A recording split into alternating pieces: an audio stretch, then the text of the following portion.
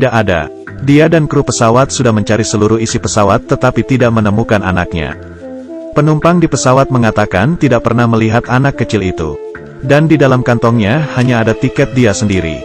Ia menduga putrinya ditangkap oleh seseorang. Tetapi semua orang menduga ibu ini mempunyai sakit jiwa. Dan putrinya itu hanya halusinasinya saja. Karena di bawah pertanyaan kru pesawat, perempuan itu melakukan perkenalan diri, dan namanya adalah Kyle. Suaminya meninggal seminggu yang lalu.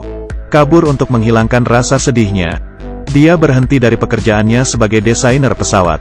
Ingin membawa putrinya kembali ke kampung halaman. Sejak suaminya meninggal, dia mengalami masalah mental. Sering berhalusinasi tentang suaminya. Untuk menghilangkan situasi ini, dia mulai mengkonsumsi obat anti kecemasan. Dan di malam sehari sebelum hari keberangkatan mereka, Kyle melihat bangunan di seberangnya. Ada orang yang sedang diam-diam memperhatikan kamar putrinya. Karena takut pun dia langsung menutup gorden. Keesokannya, dia dan putrinya sampai di bandara. Dan sebelum memasuki pesawat, tiba-tiba anaknya menghilang. Dia langsung panik dan mencari. Untungnya menemukan anaknya di sebelah rak makanan. Sang putri hanya karena perutnya lapar. Makanya datang ke sini. Tetapi Kyle sangat marah, seperti orang yang gila.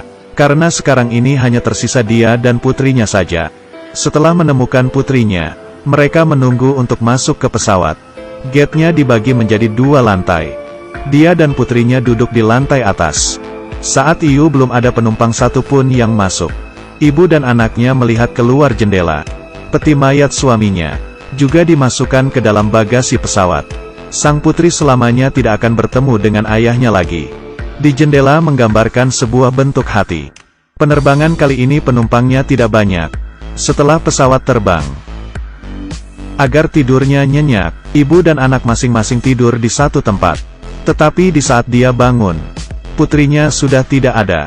Awalnya dia tidak menyadari, tetapi sudah memutari satu putaran tetap tidak menemui putrinya. Di saat dia kembali ke tempat duduk, dia menemui boneka putrinya. Sekarang ini dia baru menyadari ada sesuatu yang tidak beres. Karena putrinya mau kemanapun, pasti akan selalu membawa boneka kesayangannya. Dia mulai menanyai pramugari dan penumpang di sekitarnya. Tetapi hasil yang didapatkan adalah, semuanya tidak pernah melihat anak perempuan berusia 6 tahun. Seorang pramugari membantunya untuk mencari anaknya melalui pengumuman di pesawat. Tetapi tidak ada yang terlalu peduli. Karena pesawat adalah ruang yang tertutup. Kalaupun anak menghilang, pasti akan bisa ditemukan. Kyle tetap tidak menemukan informasi apa-apa. Dia kembali menemui pramugari. Pramugari baru saja menghubungi orang yang di pintu masuk. Yang didapati adalah, tidak ada data penerbangan putrinya itu. Bahkan data nama di penumpang penerbangan itu. Juga tidak ada nama putrinya. Ini menandakan, putri yang dikatakan Kyle, dari awal tidak menduduki pesawat ini. Kyle demi membuktikan dia dan putrinya naik di pesawat yang sama. Memasukkan tangannya ke dalam kantong. Tetapi, yang seharusnya ada 2 tiket. Ternyata hanya ada sisa 1. Dia lari kembali ke tempat duduknya dan mencari kopernya. Hal yang tidak diduga pun muncul. Koper putrinya juga tidak ada. Lemari kabin itu sangat tinggi. Putrinya tidak mungkin mengambilnya sendiri. Kyle tiba-tiba kepikiran. Putrinya mungkin saja diculik. Kyle pun langsung berlari ke arah tempat pilot mengemudi. Meski terus mengetuk pintu pilot, tapi kemudian, dia pun ditangkap oleh polisi pesawat. Putrinya yang hilang di dalam pesawat, telah membuatnya sedikit konyol. Polisi itu membantunya memanggil pilot. Melalui pembicaraan antara pilot, pramugari, dan Kyle itu, menanyai apakah dia minum alkohol di dalam pesawat, atau sebelum masuk ke pesawat ada mengkonsumsi obat-obatan. Dan ternyata, Kyle sebelum memasuki pesawat ada mengkonsumsi obat. Kali ini pilot pun mengerti. Putri yang dikatakan Kyle, mungkin saja adalah halusinasinya. Tetapi di bawah desakan kuatnya, sang pilot memerintahkan semuanya untuk membantu mencari. Semua penumpang pun kembali ke tempat duduk masing. Dan yang lainnya memeriksa semua isi kabin. Lalu memasuki ke tempat ruang listrik untuk memeriksa. Tetapi tidak satu pun yang menemui putrinya. Saat itu hanya bagasi pesawat yang belum diperiksa. Karena menyangkut privasi penumpang. Dan tombol di pintu kargo sangat tinggi. Putrinya tidak mungkin masuk ke dalam. Kali ini, Pilot juga tidak bisa karena seorang yang ada masalah mental, melanggar peraturan dan melakukan kesalahan ke semua penumpang. Di saat keduanya berdebat, Kyle tiba-tiba teringat dengan dua nama penumpang di pesawat, dan juga dua orang yang semalam diam-diam memerhatikan kamar putrinya. Dia pun menerjang kedua orang itu. Dan dua orang itu memperlihatkan bukti tagihan hotel mereka. Kyle masih tetap tidak percaya lalu konflik fisik dengan mereka.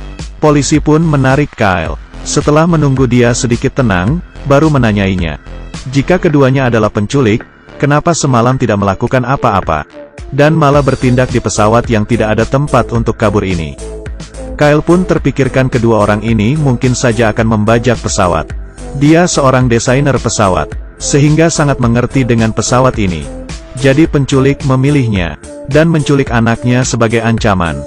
Di saat kedua orang itu berdiskusi, pilot menyiarkan untuk menghentikan pencarian. Kyle pun menemui pilot, tetapi dia mendapatkan kabar bahwa putrinya sudah meninggal. Tetapi, bukan meninggal di dalam pesawat. Barusan pramugari mendapatkan kontak, dan faks dari rumah duka. Seminggu yang lalu, suami dan anaknya jatuh bersama dari lantai atas dan meninggal. Mendengar kabar itu, Kyle langsung tidak tahan. Dia mulai berlari mencari anaknya di pesawat, dan bertemu dengan laki-laki yang dia curigai itu dan terjatuh. Di saat Kyle siuman, tangannya sudah dipasang borgol dan duduk di tempatnya sendiri. Di sebelahnya duduk seorang psikolog. Di bawah bimbingan psikolog, Kyle pelan-pelan menerima kenyataan dirinya sakit mental. Tetapi di saat dia tanpa sengaja melihat ke jendela, dia melihat gambar hati yang digambar anaknya. Dia menggunakan jarinya dan menggambarnya. Tebal halusnya tidak sama. Benar-benar perbedaan antara orang dewasa dan anak. Dia tahu, putrinya benaran masih ada. Di balik ini pasti ada sesuatu. Tetapi kali ini, Kyle tidak mengatakan apa-apa. Karena dikatakan pun tetap tidak ada orang yang akan percaya. Dia mengatakan ke psikolog, dia ingin ke WC, ingin menenangkan diri. Polisi membawanya hingga ke WC, dan membuka borgolnya. Saat dia baru saja memasuki WC, dia membuka jaketnya, lalu membungkus kepalan tangannya, membuka atap kamar mandi, lalu memanjat ke dalam, membuka kotak distribusi, dan memutuskan kabel, membuat pesawat kehilangan tekanan. Ruang penumpang mati listrik, sehingga menjadi gelap. Dia seorang desainer pesawat, jadi dia sangat memahami pesawat. Di saat ruang penumpang mengalami keributan, Kyle diam-diam memasuki ruang kargo yang sebelumnya belum dilakukan pencarian. Di sini pun tidak ada sosok putrinya, dan ada sebuah peti mati. Dia memasuki kata kunci yang hanya dia tahu. Peti mati itu pun terbuka. Di dalamnya hanya ada mayat suaminya. Tidak ada mayat sang putri. Jadi, putrinya pasti masih ada. Pesawat ini, pasti ada konspirasi. Di saat itu, polisi segera datang. Karena keributan yang dilakukan Kyle, pesawat akan mencari tempat untuk mendarat. Dia membawa Kyle keluar dari ruang kargo. Tetapi kotak peti itu lupa ditutup. Di saat polisi membawa Kyle melewati ruang penumpang, semua orang melihat dengan tatapan orang sakit jiwa, dan memberikan tepuk tangan ke polisi melakukan hal yang bagus. Kyle meminta pertolongan kepada si polisi. Putrinya benar-benar berada di dalam pesawat. Terakhir, hati polisi pun meluluh. Dia menyuruh pramugari untuk memerhatikan Kyle. Dan dia membantu Kyle untuk menemui pilot. Tetapi, polisi malah tidak pergi menemui pilot. Dia kembali ke ruang kargo, dan ke arah kotak peti yang tidak ditutupi. Dan dari sana mengambil bom dan pistol. Lalu memasuki ruang listrik. Iya, di sini. Dia memasang bom di sebelah anak itu. Dia memasang bom di sebelah anak itu. Selanjutnya, dia menemui pilot, mengatakan Kyle sebenarnya seorang pembajak. Karena kotak petik mati tidak perlu melewati pemeriksaan. Jadi dia membunuh suaminya. Bahkan di dalam peti mati itu ada bom. Dan dia memiliki rekan. Dan senjata satunya lagi berada di rekan itu. Polisi menyarankan pilot untuk memenuhi tebusan Kyle sebesar 50 juta. Meminta pihak pesawat untuk mentransfer uang ke akun bank tertentu. Karena dia tidak menerima negosiasi melalui siapapun kecuali polisi. Di perjalanan polisi kembali ke ruang penumpang, pramugari menghalanginya. Gadis kecil itu dibawa pergi melewati troli makanannya. Jadi pembajak sesungguhnya adalah mereka berdua. Orang dari rumah duka itu. Juga rekan mereka. Suami Kyle, mereka yang membunuhnya. Dia membutuhkan peti mati untuk membawa bom itu ke dalam pesawat. Sekarang semua perbuatan kejahatan itu sudah berada di Kyle. Setelah pesawat mendarat, Kyle akan ditangkap. Pesawat akan meledak. Gadis itu akan menjadi abu. Tidak ada barang bukti. Tetapi saat itu Kyle masih terperangkap dalam kegelapan. Setelah pesawat mendarat, selanjutnya adalah para kru pesawat. Kyle memanggil dan menahan pilot. Dia memastikan troli makanan dan sampah tidak dibawa turun dari pesawat. Karena dia masih ingin mencari anaknya. Tetapi pilot dengan kesal mengatakannya, uang sudah ditransfer ke akunnya. Tidak perlu akting lagi. Polisi itu pun bersiap-siap untuk turun duluan. Kyle pun akhirnya mengerti. Tetapi putrinya masih di tangan si polisi itu. Dia tidak bisa melawan, hanya bisa menuruti di bawah ancamannya. Di saat semua orang sudah turun, dia memanfaatkan situasi saat polisi itu tidak siaga. Dan memukulnya diam-diam. Dan mengeluarkan senjata dari badan polisi. Kabur ke ruang pilot. Polisi mengeluarkan pistol dan mengejarnya. Mengikuti pintu, dia sudah tahu konspirasinya. Melewati jalur, akhirnya Kyle menemui putrinya.